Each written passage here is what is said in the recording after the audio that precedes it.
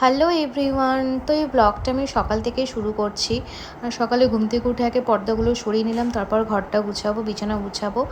আর তোমরা তো অনেকেই জানো যে আমি বাপের বাড়িতে এসেছি ভোট দেওয়ার জন্য।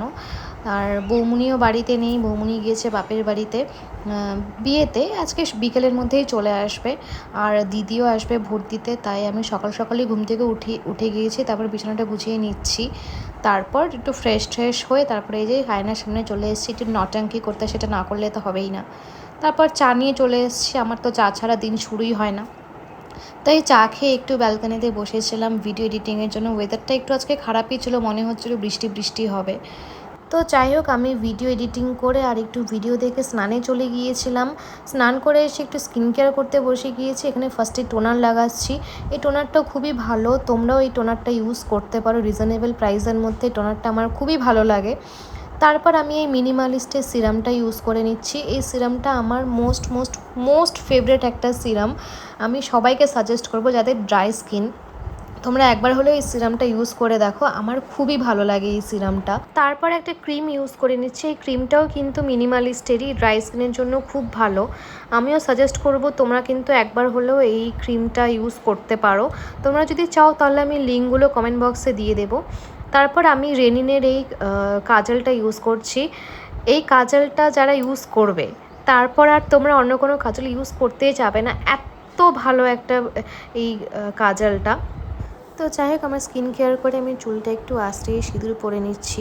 সিঁদুর পরলে সত্যি মুখটা একদম পাল্টে যায়। এখন সিঁদুর না পরলে একদমই ভালো লাগে না দেখতে। সিঁদুর পরলেই মনে হয় মুখটা একদম পরিপূর্ণ হয়ে গেল।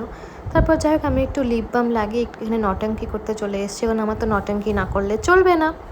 তো আজকে মা লাঞ্চে বানিয়েছিল কাঁঠালের তরকারি আর কোনো একটা শাক ছিল যেটা আমি খাইনি, তাই মা আমাকে মাছ ভেজে দিল আর অমলেট করে দিল। সেটা খেয়ে ছাদে চলে এসেছি একটু। বাবা বুবুর জন্য একটা দোলনা বানিয়ে দিয়েছে, সেই দোলনাতে বসে ওদের জন্য ওয়েট করছি যে ওরা কখন আসবে।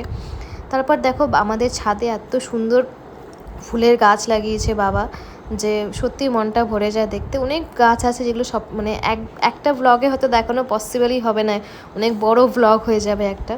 তারপর এই দেখো বুবু চলে এসছে, আর গাড়ির আওয়াজ শুনেই বাবা ওকে নিচে নিতে চলে গিয়েছিল। আর দেখো বুবু আমাকে দেখে এত খুশি হয়ে গিয়েছিল। তারপর দেখো বুবু আসতে না আসতে এবার কিসমিস চলে এসছে, আর বুবু কিসমিসের কথা শুনে দেখো নিজে সিঁড়ি থেকে নেমে একা বুনুকে নিতে চলে যাচ্ছে। কত সাহস দেখো! ও গেটে বেড়ে চলে গেল বুনুকে দেখার জন্য যে বুনু কোথায়।